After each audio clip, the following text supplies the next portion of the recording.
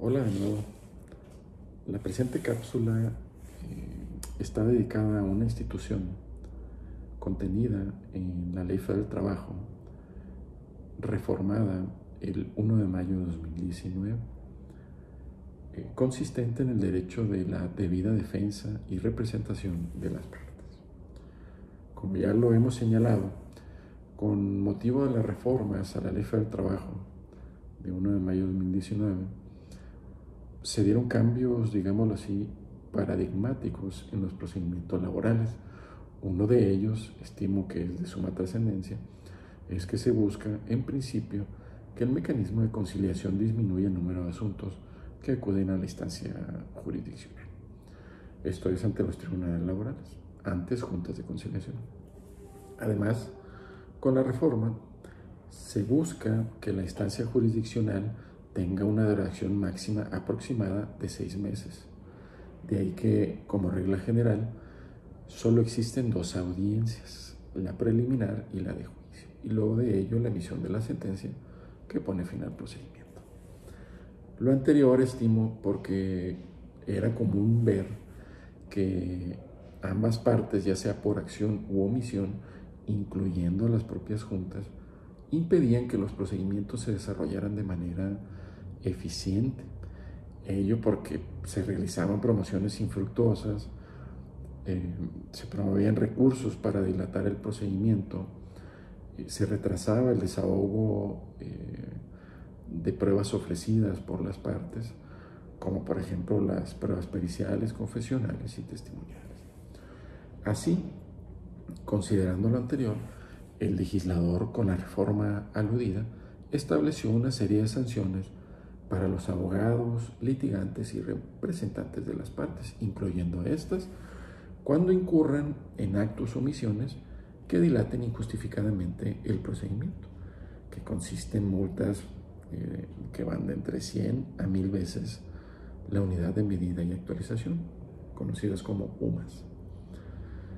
Dentro de estas conductas u omisiones por el que las partes, abogados, litigantes, representantes, incluyendo testigos, pueden ser sancionados, están, por decir algunas, ofrecer algún beneficio personal, dádiva o soborno a los funcionarios de los centros de conciliación, tribunales o terceros dentro de un procedimiento laboral.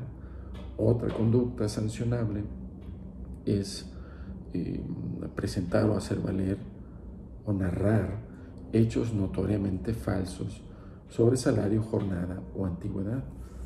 Otra de las conductas consiste en negar el acceso a un establecimiento o centro de trabajo al actuario o notificador de la autoridad laboral, siempre que trate de hacer una notificación o diligencia. Y otra de ellas puede ser negarse a recibir los documentos de dichas autoridades. En esa tesitura, en esa línea, otra de las reformas que estimo es de gran trascendencia y que en aras de proteger a las partes, entiéndase trabajador o patrón, su derecho de debida defensa y representación, además de que sus apoderados deben ser licenciados en Derecho o abogados titulados con cédula profesional, está la consistente en que si el tribunal laboral advierte una manifiesta y sistemática incapacidad técnica del apoderado de dichas partes, prevendrá a la parte afectada para que en 3 días naturales designe otro. Esto es novedoso dentro de la legislación y va encaminado, como lo dijimos al inicio, a proteger a las partes el derecho de debida defensa y representación. Ahora, si se trata de la parte trabajadora o sus beneficiarios, estos tienen derecho a que se les designe un abogado de la Procuraduría de la Defensa del Trabajo o Defensoría Pública para que asuma su defensa y representación dentro de ese procedimiento.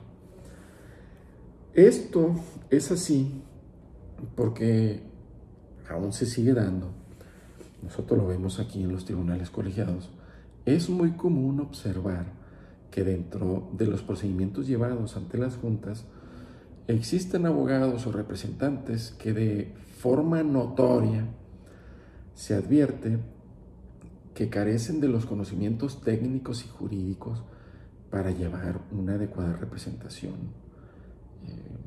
de su cliente, lo que a la postre sin duda se traduce en laudos perjudiciales pues para quienes los contrataron, para sus clientes. Debemos decir que si bien algunos de estos errores o defectos pueden arreglarse, algunos de ellos mediante el juicio de amparo, ello no necesariamente sucede así.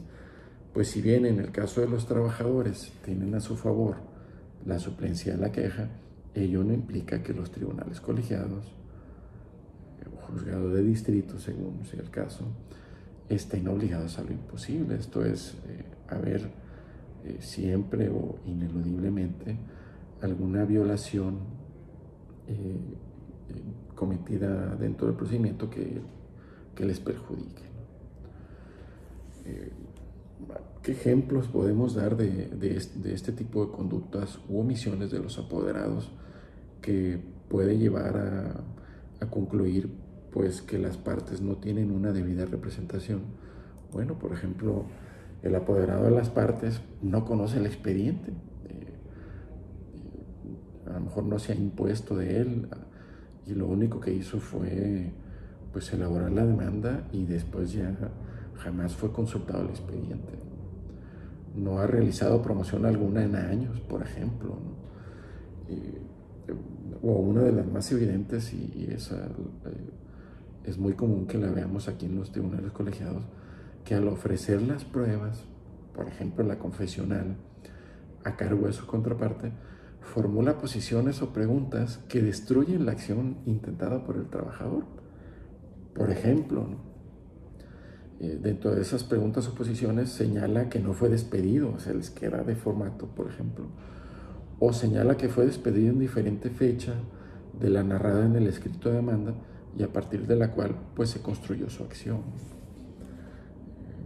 En conclusión, estimo que con estas reformas el legislador no solo busca que los procedimientos sean más ágiles, sino que además pretende proteger en beneficio de las partes, insisto, tanto para la parte trabajadora como para la parte patronal, pues lo que intentó el legislador, lo que intenta el legislador es proteger en su beneficio el principio de justicia pronta y debido proceso.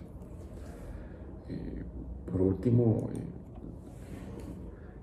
les anuncio que en la descripción dejo los datos de una sentencia emitida por un tribunal colegiado en la que, ante la notoria incapacidad técnica del apoderado de la parte actora, ordenó a la Junta ponderar dar intervención a la Procuraduría de la Defensa del Trabajo. Un criterio, bueno, a propósito de este tema, ¿no? Y que además hasta donde sé, pues se han dado poco. Así, estas serían unas breves ideas de lo que implica el derecho de debida defensa y representación de las partes. Gracias y hasta pronto.